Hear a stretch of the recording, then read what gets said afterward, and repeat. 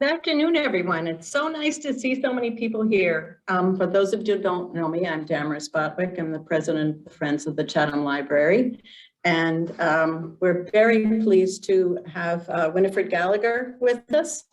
And she's written this wonderful book called The New Women in the Old West. I loved reading it. It's so readable, and it talks about all the entrepreneurial women that often we didn't know anything about. And Winifred has done a great job in telling us about it. And it really has changed my view of what women can do.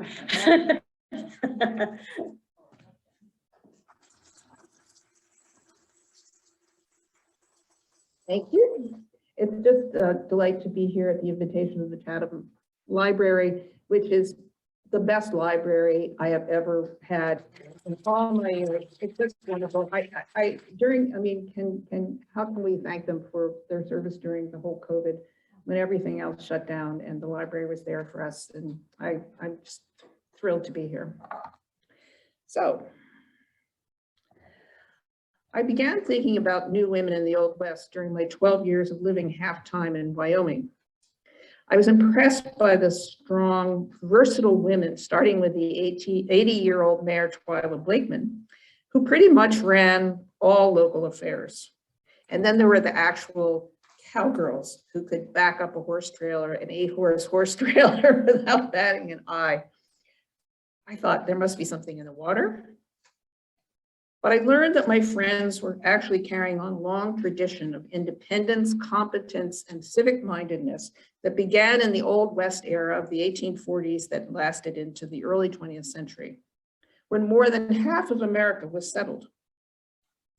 What historians had overlooked, however, was that women who were busy building homes and communities from scratch in the middle of nowhere not only joined, but at crucial moments led the massive civil rights movement that enfranchised half the nation. People forget, we think of civil rights, we think of Black civil rights, understandably, but the 19th Amendment enfranchised 1/2 of the population. Indeed, by the time the 19th Amendment was finally ratified, most Western women had already voted for years, sometimes for decades, before a single state back east. The colonization of the West and the suffrage movement were overlapping epochs, and 3 generations of women were critical to both. Yet their double-barreled achievement has simply been neglected. Despite the foundational myth that strong, silent men won the West, women were equally essential to that process. Moreover, they were not just the stereotypical martyrish pioneer wives or hookers with hearts of gold who variously supported the men, but they were single homesteaders and doctors, entrepreneurs and suffragists. In an experimental, improvised settler society, these hardworking, determined women found unique opportunities, social, economic, and political, to become more equal to men by acting more like equals. All of these white, Black, and Asian women were new to the West, but some of them, and some of the Native American and Hispanic women they displaced, also personified the new woman. They rejected the 19th century's self-sacrificing domesticity and anticipated the early 20th century's more liberated model of womanhood, based on the independent, self-fulfilling way of life traditionally limited to men. Appreciating women's experience in the West requires understanding their position in larger American society, which was terrible. By age-old law and custom, they were citizens in name only. They had no official place in public life and very few legal rights. According to America's version of English common law, a married woman was a femme couverte, who was covered by or officially absorbed into her husband's person. She no longer existed as an individual in the eyes of the law. In exchange for his support and protection, she was legally obliged to serve and obey him. That was the deal: protection and support for obedience and service. She could not own, inherit, or control property, including her own earnings, sue in court, run a business, divorce, or even claim custody of her own children. The connection between women's lack of economic status and lack of rights was highlighted just after the Revolutionary War. While the men fought, many wives, including Abigail Adams, capably ran their husbands' farms and businesses. In recognition of their service and patriotism, New York, New Jersey, Massachusetts, and New Hampshire allowed women to vote. Then the men returned from war. By the time of the Constitution's ratification in 1788, most women had been disenfranchised. The New Jerseyites held on to 1807. By the mid-19th century, as the Industrial Revolution rapidly gathered steam in the newly urbanizing America, women's status declined still further, at least those of the middle and upper classes in towns and cities.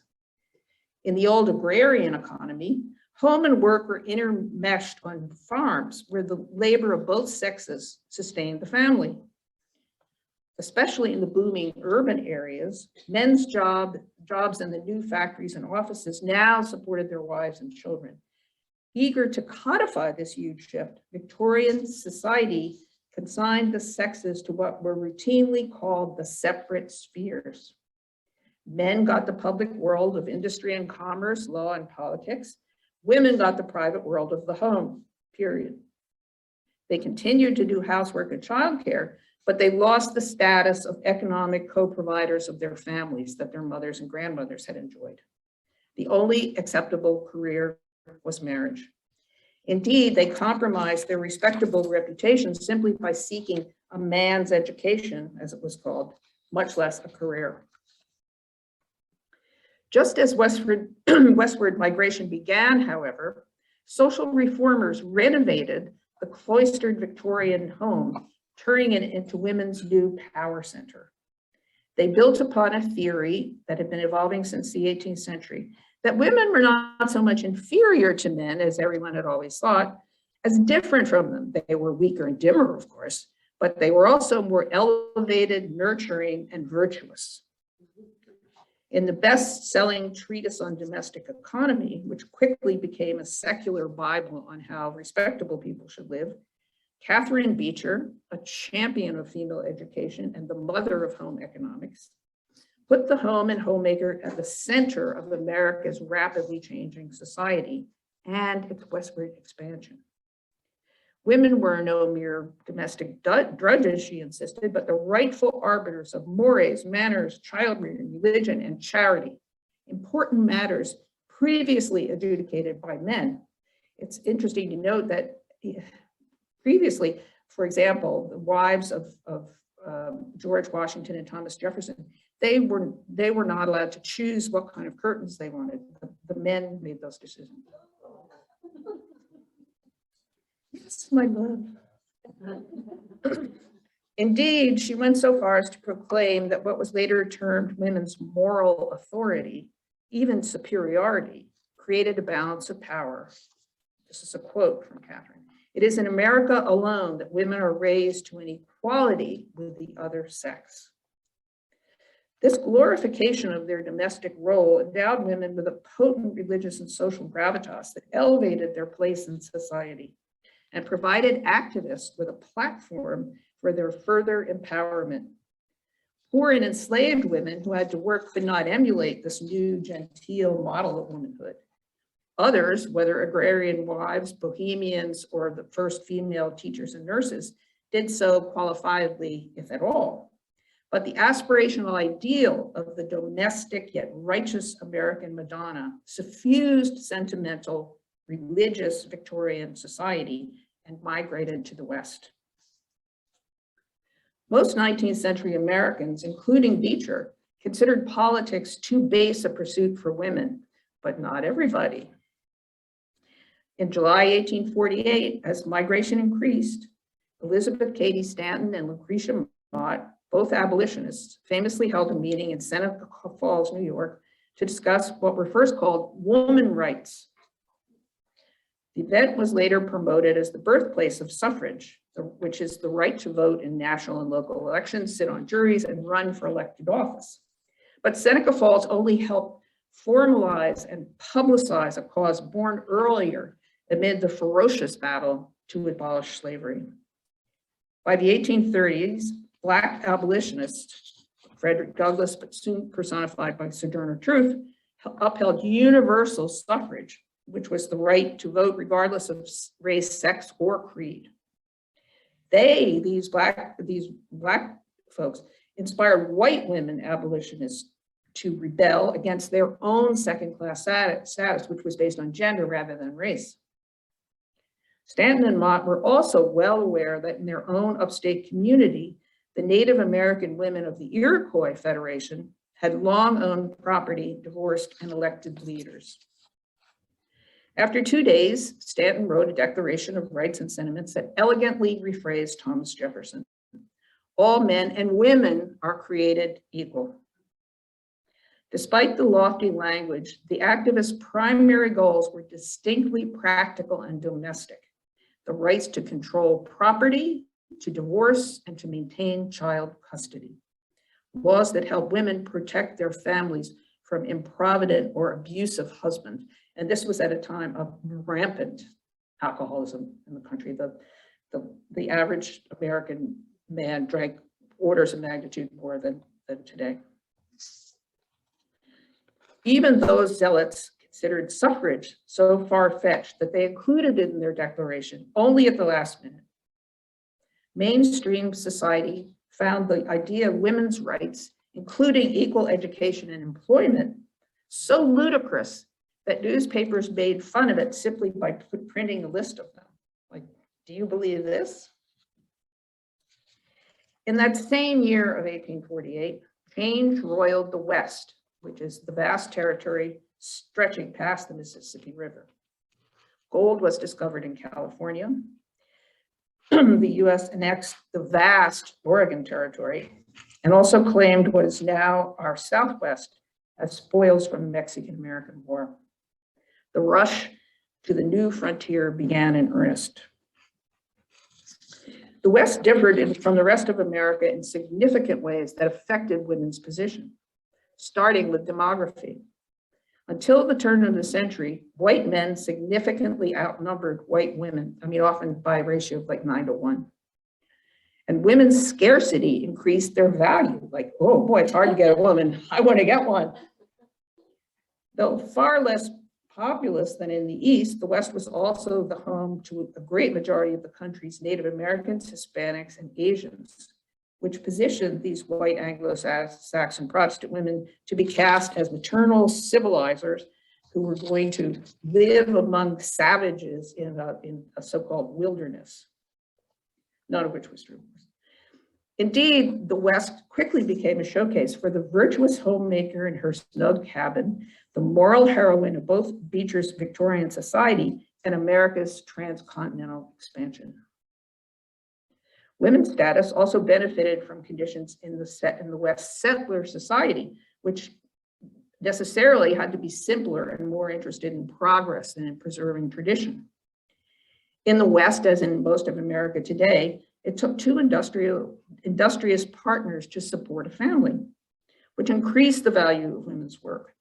Men did not want a homestead without a wife to do all the domestic chores and to produce money from her home production, which is like selling eggs, baking bread, taking in boarders, sewing, that kind of thing. Many families, when they first got to where they were going and the settlement era, they had no cash, and the women actually supported the families exclusively with the cash they earned for often 2 or 3 years while the men were trying to grow crops. Not surprisingly, agrarian women had their pick of suitors. In mining towns, and then as now, most of the West is urban. People think of it as the lone prairie, but most of the West, even then, most of the population was concentrated in the cities. In mining towns, women made what seemed like small fortunes by marketing hot meals and clean laundry to the overwhelmingly male population. In 1849, after barely surviving a horrible migration from Missouri, Luzita Stanley Wilson and her family arrived in the gold rush town of Sacramento, tattered and penniless. She was one of 3 women among 6,000 men. Whoa. One morning, a miner offered her $5 for a hot breakfast. That's about $168 in today's money. I know prices are high, but you know. And she noted that he would have paid $10 had she asked it. At a time when few women ran businesses elsewhere, Luzina soon bought her first boarding house and prospered as a pioneer in the West's hospitality industry. She ended up with two hotels after that. The West Settler Society that provided women with greater economic opportunity was also free of an entrenched, high-bound establishment determined to keep them in their place. Building new communities required every pair of hands, and town mothers, not town fathers, established many of its first schools, churches, and charities, efforts that enhanced women's public position in public life. When Sarah, this was like 1854, I think, when Sarah Royce and her family arrived in Gold Rush, California, the former teacher held church services in the tent, which was their first home. Then when she got a modest little one-story house, and she turned that into the town's only school. Her only resources were some books she found in an abandoned wagon, which consisted of a Bible, a volume of Milton, some fables.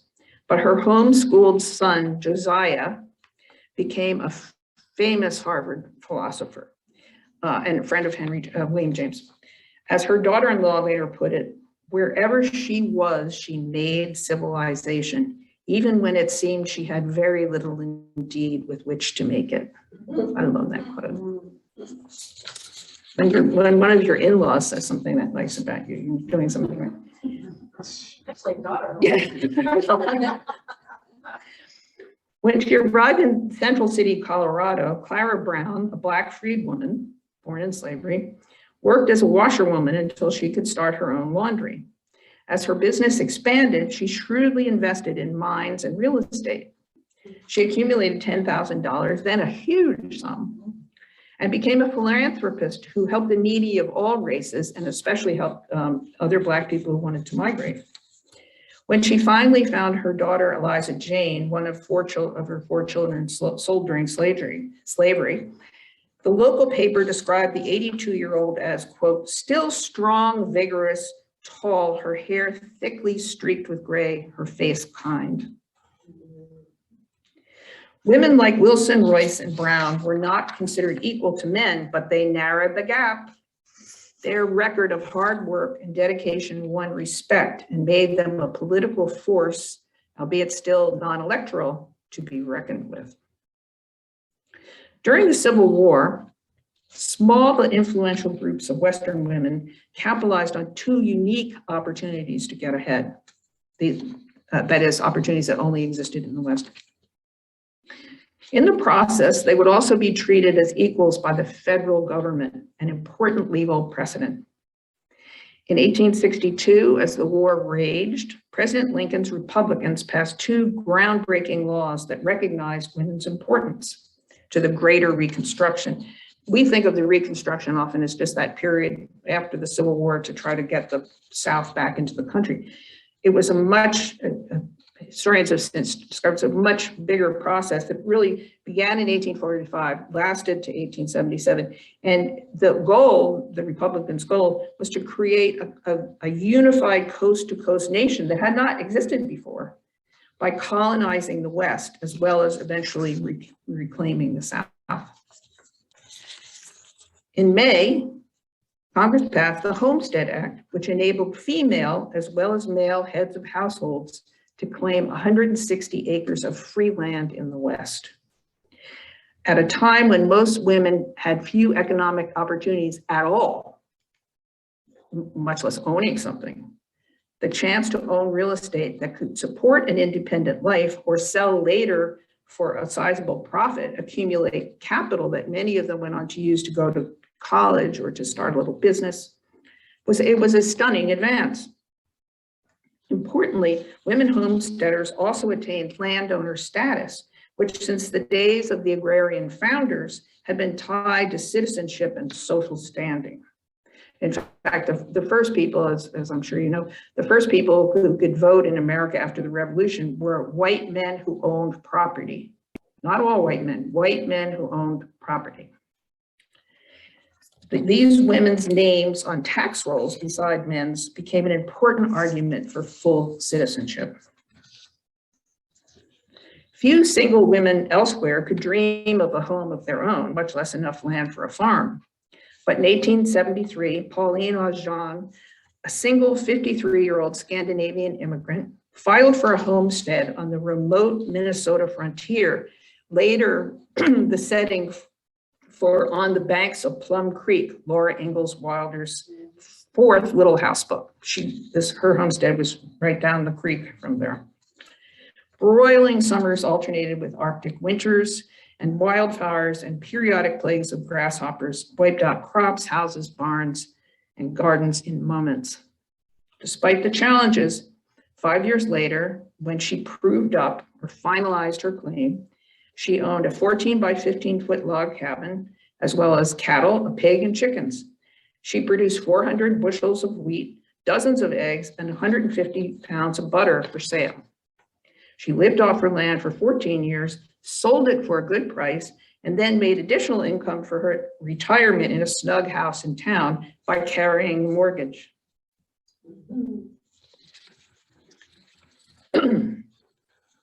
Very few 19th century Americans, especially women, had access to college and the independent professional life it enabled. But in July 1862, Congress passed the Morrill Land Grant Act. The law created nearly 100 tuition-free coeducational public colleges and universities. 2/3 of these schools were in the rapidly developing West, which desperately needed expertise. Given access to careers that enabled them to support themselves, women graduates who chose to forego or delay family life now had an alternative to marriage. Many became teachers, but almost 15% of these career-oriented new women entered traditionally male fields such as medicine, law, and journalism, almost twice women's natural rate of 8%. I mean, that's a pretty stunning. This was at a time when there was almost no coeducation in the world. I think it existed a little bit in Switzerland, but you know, the West, Abraham Lincoln, yes. A classic Western new woman, independent, adventurous, as good as any man, Willa Cather cut a dashing figure at the University of Nebraska, a land grant school. The journalism major, who sometimes styled herself William Cather Jr. and favored conventionally male haircuts, clothes, and mannerisms, was the popular editor of the college newspaper. Later, as the consummate poet of the Western Prairie and its women, she based her most beloved characters, earthy Antonia Shimerda of My Antonia and ambitious Alexandra Bergson of Old Pioneers, on the women homesteaders, often immigrants, whom she met as a girl on her grandfather's Nebraska homestead claim. The well-publicized adventures of the West New Women helped Americans come to terms with women's evolving role in the rapidly modernizing larger society. Readers loved the artworks, journalism, and novels of Mary Halleck Foote, an Eastern debutante who went west with her miner husband. He was a man who did mining. Then represented the region, they were from Yale, then represented the region from a distinctly female perspective. There were no heroic cowboys alone on the prairie for her. Actually, if any of you have read Wallace Stegner's Angle of Repose, it's based on Mary Halleck Foote. He ripped off her, he actually was, I don't know whether he was actually sued for it, but his reputation was terribly stained. He got a huge prize, like I can't remember what literary prize for the book. And then it turned out he had access to her papers and her letters, and he just told her life without attributing it. Then he later called her a minor figure. Anyway, but few new women artists or writers could compete with Caroline Lockhart. She began her writing career. She was kind of a little socialite as a girl stunt reporter for the Boston Post, then went west on assignment and fell in love with Cody, Wyoming. She published its local newspaper, co-founded the famous Cody Stampede, its annual rodeo, which is really something. But she was most celebrated for her Westerns, novels that challenge stereotypes of good guys and bad guys, gender and race.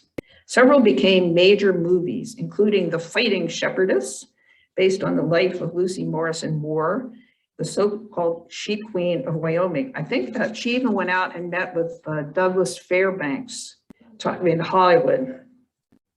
She liked gentlemen. Readers and moviegoers loved Lockhart's mastery of Western argot. Here's some of it. Since we're speaking plain, I don't like you no how. I don't like the way you act. I don't like the way you talk. I don't like the way your face grows on you. And if I never see you again, it'll be soon enough.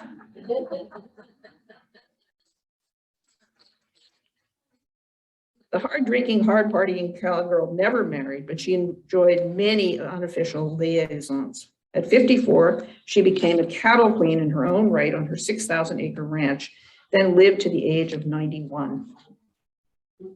She remembers she had one of the first television sets in Cody, and the little kids would come over and watch Hopalong Cassidy.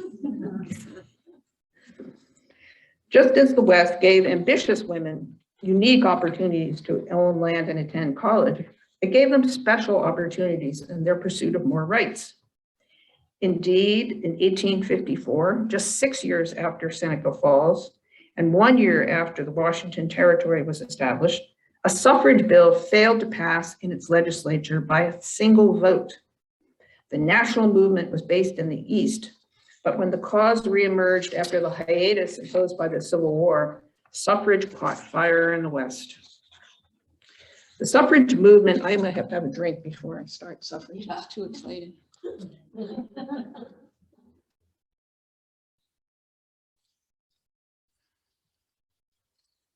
The suffrage movement was a messy, fragmented phenomenon that waxed and waned over decades of internal squabbling and public debate. Many suffragists did not consider people of color, including fellow suffragists, as equals. Some leaders wanted to first focus on women's right to vote in school board elections, a surprisingly contentious issue seen by men as the thin end of the wedge. Others stoutly proclaimed that women deserved full enfranchisement, and some insisted that they were men's equals. Many more, however, argued that women were men's moral superiorities, and that as municipal housekeepers, they would vote to protect and care for the homeland just as they protected and cared for their homes. What the movement lacked in ideological consistency, however, it made up for in sheer grit over 3 generations. In the West, suffragists maximized the special advantages that women enjoyed in the region.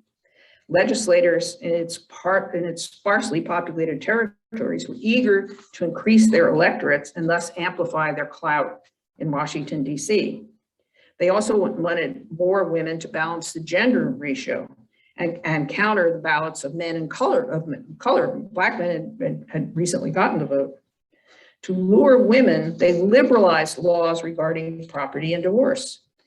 By the 1850s, unhappy wives made California the first of the West's many divorce mills. Passing controversial laws was also much easier in loosely governed, socially fluid territories than in states encumbered by a century's worth of tradition and legal precedent. Importantly, territories transitioning into states had to write constitutions, which required them to debate issues including women's rights and political status. So they were forced to do it.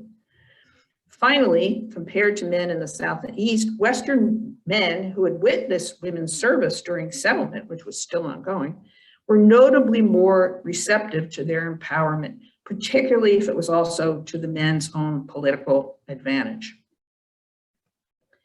For these reasons, in 1869, the women of the Wyoming Territory, who were outnumbered by men by a ratio of 9-to-1, became the first women in Euro-American history to attain suffrage. A year later, Esther Hobart Morris, a suffragist from South Pass City, Wyoming, was appointed as the nation's first female judge. Despite her lack of formal legal training, she was so capable that none of the 27 cases she tried were appealed or reversed. The cruder press treated her as a freakish celebrity, but one national weekly called her the terror of all rogues and an infinite delight to all lovers of peace and virtue. I love this quote.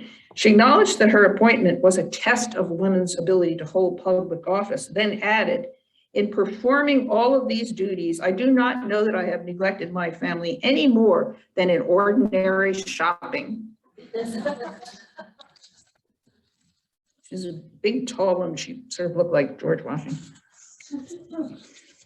In 1870, the women of the largely Mormon Utah Territory were enfranchised as well.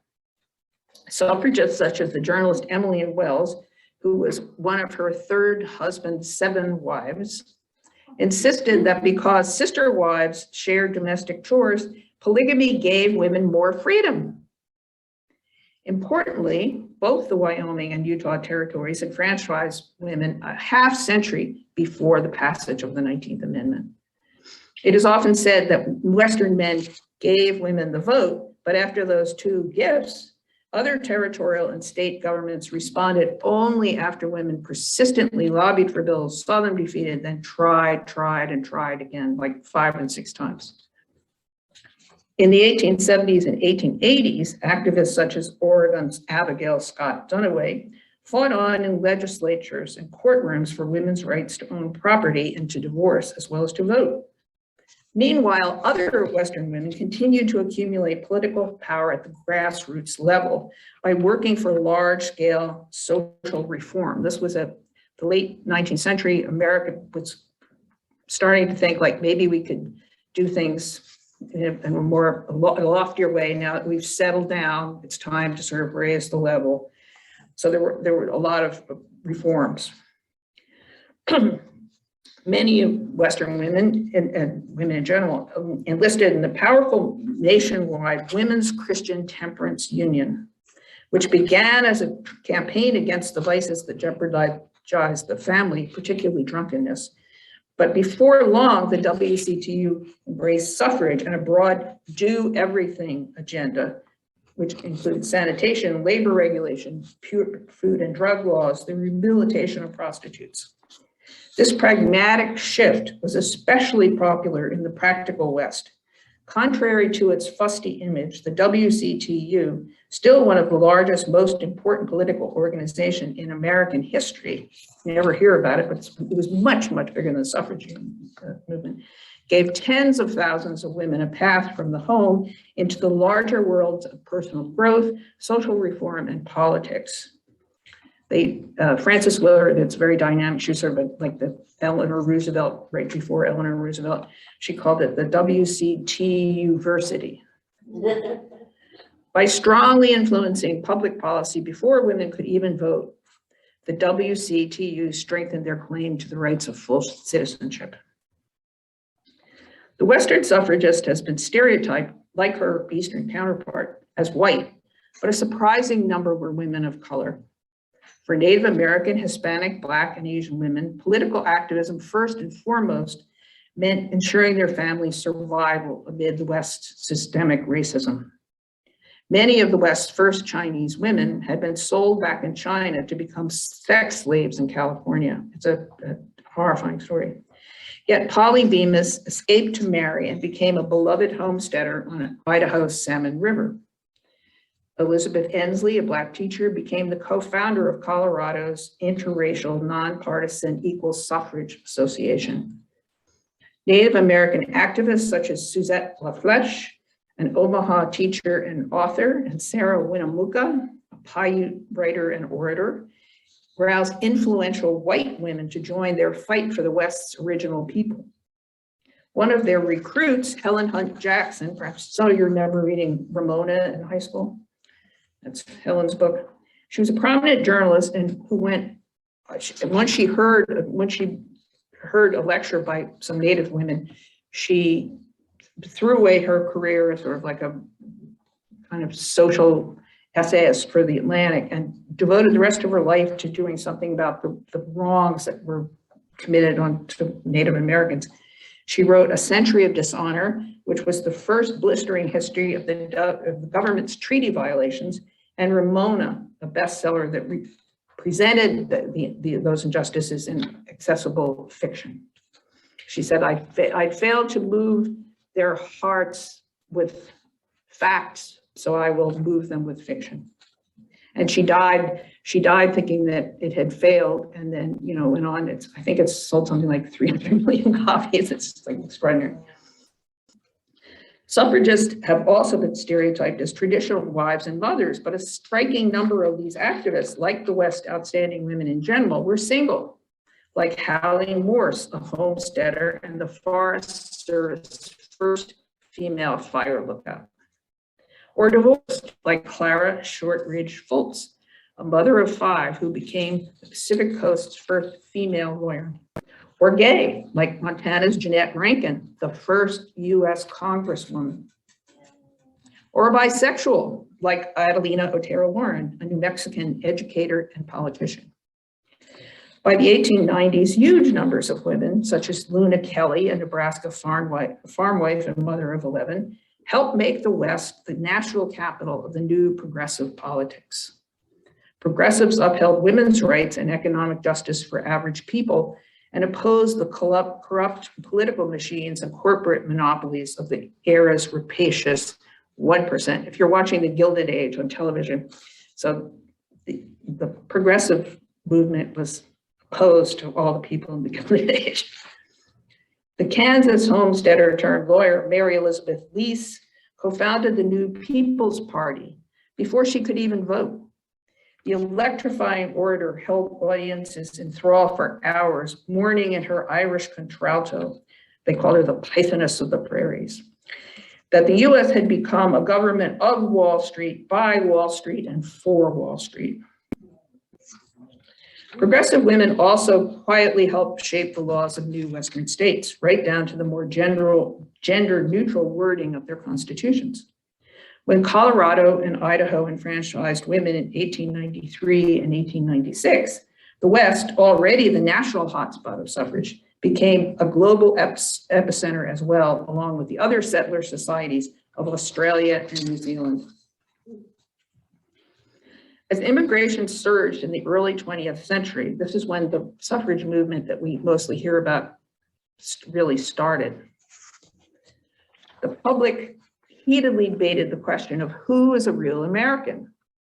Why could barely literate immigrant men vote when educated women born on the home soil could not?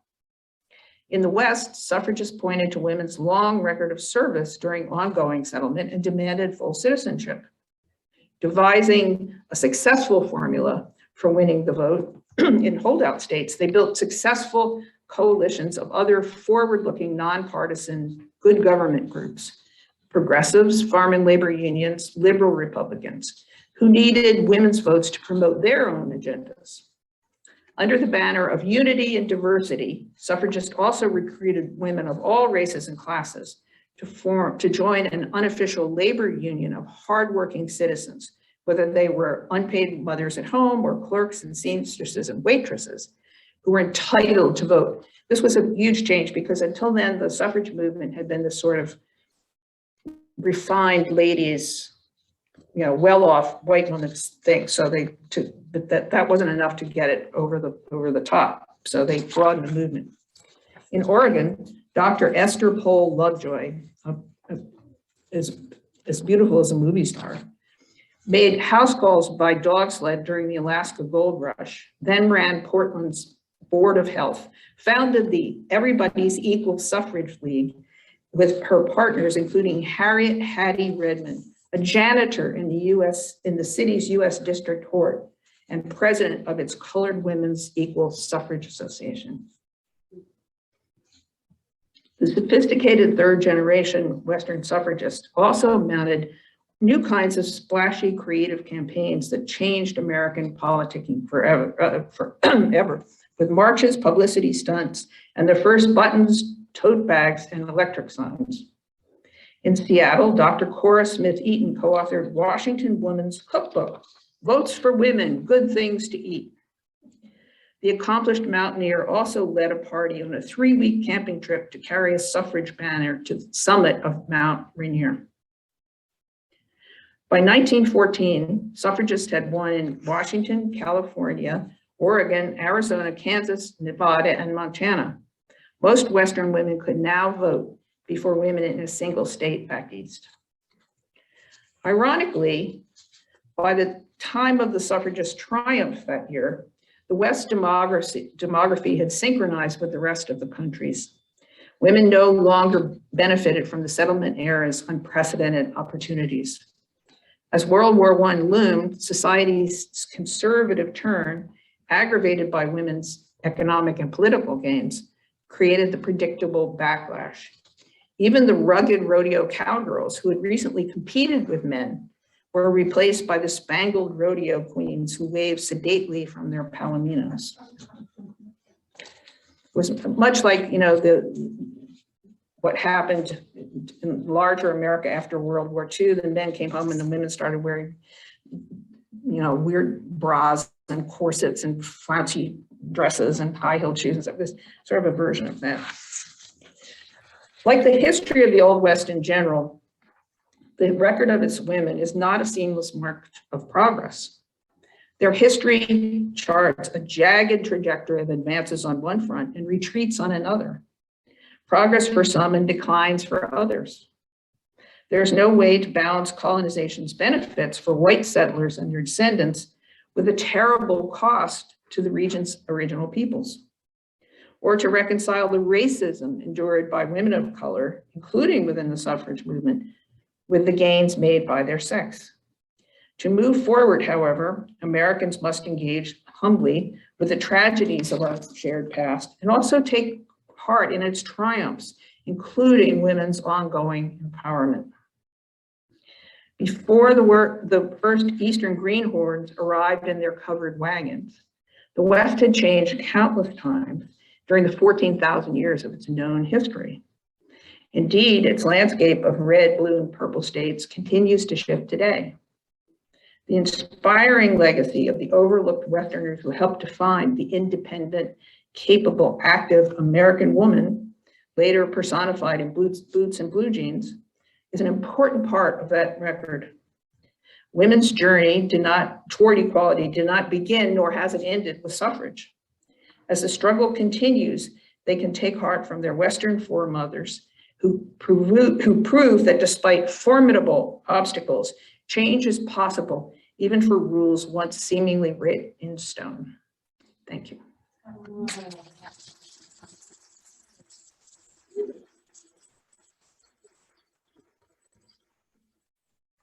So, if anyone has any questions, we can do some questions.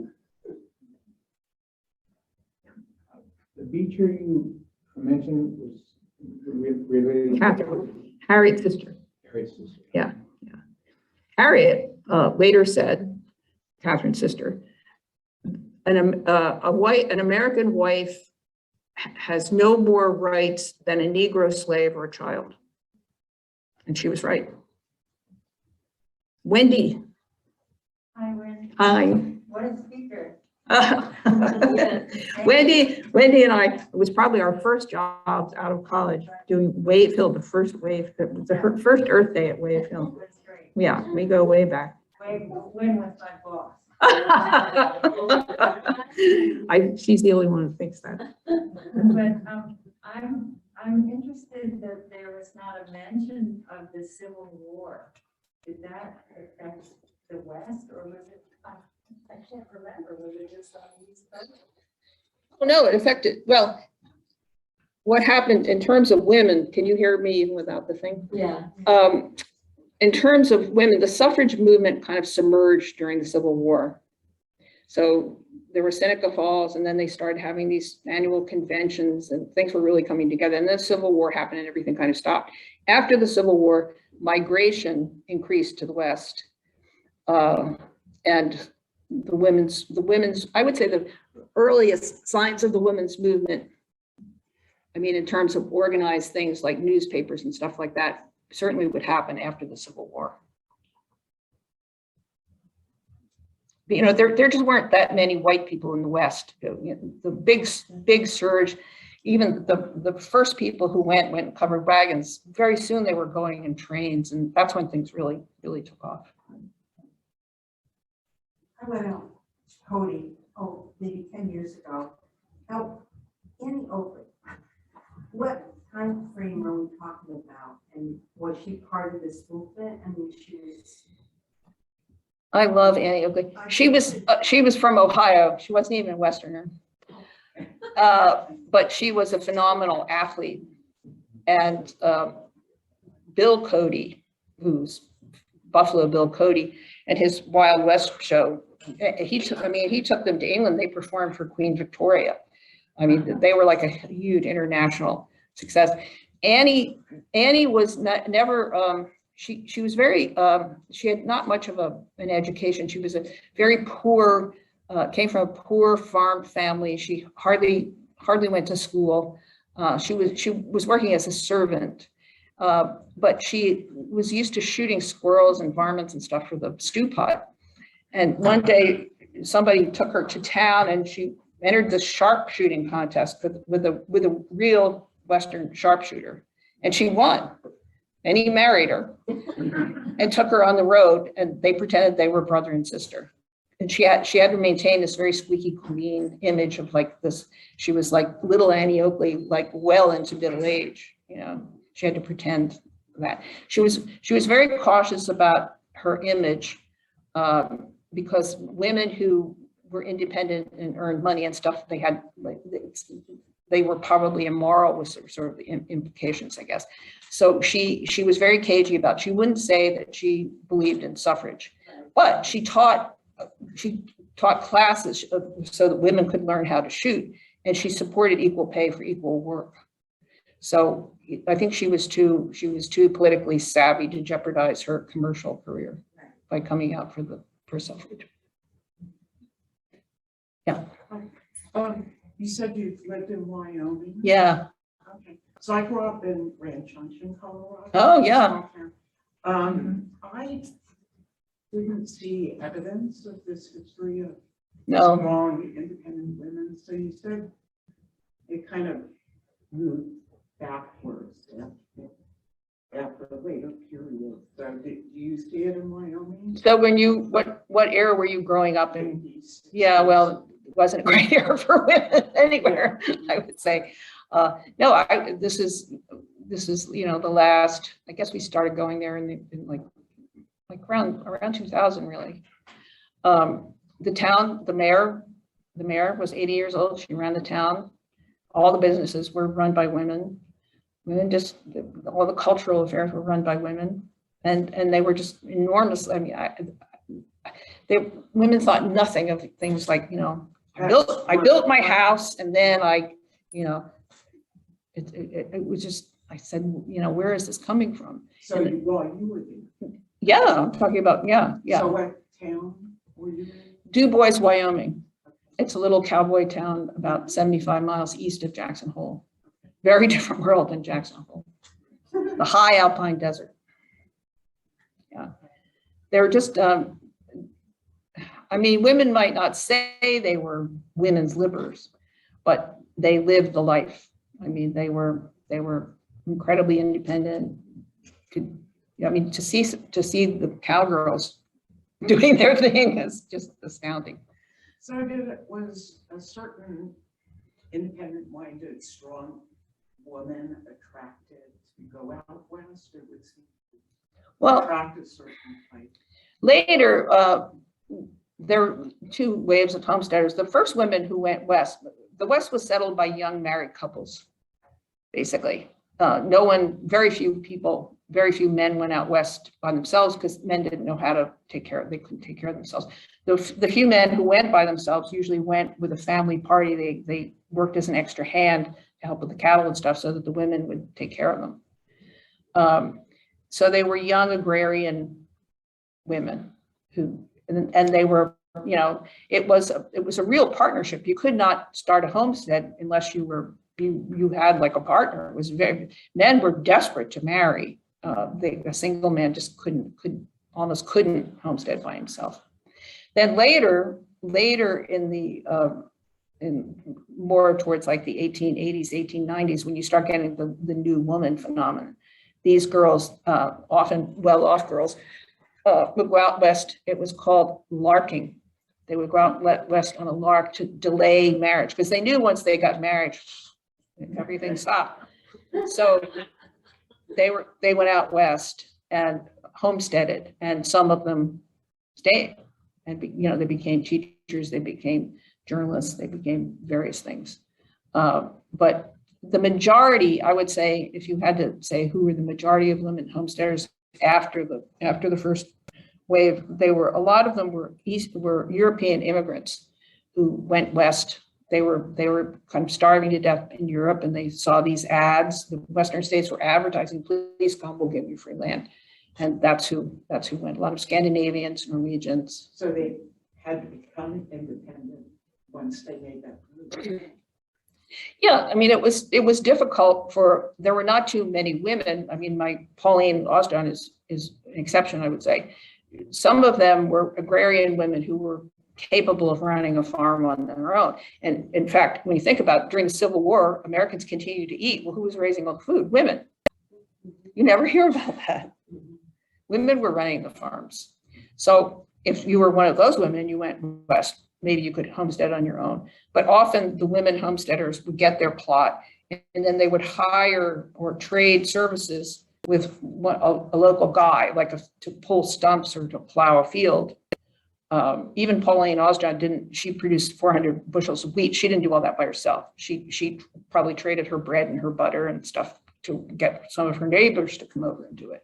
It was very cooperative, and I think homesteading was a very community-oriented faculty, because nobody could really homestead completely on their own. It sort of took a village to attract a general store and start a school, and so people kind of had to get together and work hard. And women were as important to that effort as men.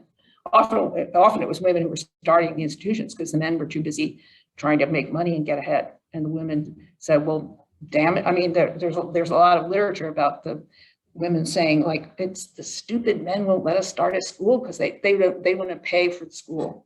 They don't want to build a school. The government didn't provide schools. You had to build your own school. Then you had to find your teacher and pay your teacher and put her up, give her room and board. So the community had to produce those resources. A lot of the men didn't want to pony up for it. And the women, they used to piss the women off. Yeah. Would one of the examples of where there weren't a couple going out to do this would be during the gold rush? Wasn't it mostly men who went out by themselves? Yes, it was a huge number. There was a phenomenon called gold rush widows. The men wouldn't tell their wives when they were coming back, and they would just disappear, and the wife didn't know, is he coming in a year, in 2 years, in 10 years? It was a big phenomenon, and it completely crazed American society, the gold rush. Everybody was like obsessed with it. Gold rush fever. There were a lot of families left destitute. Lucina Wilson, who I talked about, she insisted, she said, if you're going, I'm going, and my children too. But not everybody was as determined as Lucina. Because I think some single women saw it as an opportunity in your book where they would have laundries and they would have food and that kind of thing for these single men. They were often working class wives of working class husbands, and the woman would drag the guy out west, and she would run the boarding house and do the laundry and he was just sort of doing whatever. But there was just such an opportunity for women. Women didn't make any money back east. There was very, very few ways for women to make money. So a working class woman, she'd be a servant, but she'd be paid very little. And so they heard, like, boy, you can get $168 for hot breakfast. I'll go in there. Yeah. And so there's a whole bunch of these ladies. They're really very enterprising. They'd say, I have to do this work for my husband for free. Why shouldn't I go out there and get a couple $100 a day, doing it? So Starting with, when was the Land Grant Act passed? 1862, Before this, oh, 1862, during the Civil War. during the And the moral act at the same time, the colleges and the homesteads passed by. See, Lincoln was really brilliant politician. So before the Civil War, of course, half the Congress, half the government was Democrats. They wouldn't pass any of the stuff. So as soon as you had the Civil War, no more Southern Democrats. They're not in the country anymore. So Lincoln had this, the government was run by progressive, more gender egalitarian Republicans. And they just used that time to just pass all these bills that, were terrific. I mean, yeah, you imagine something like that happening. Yeah.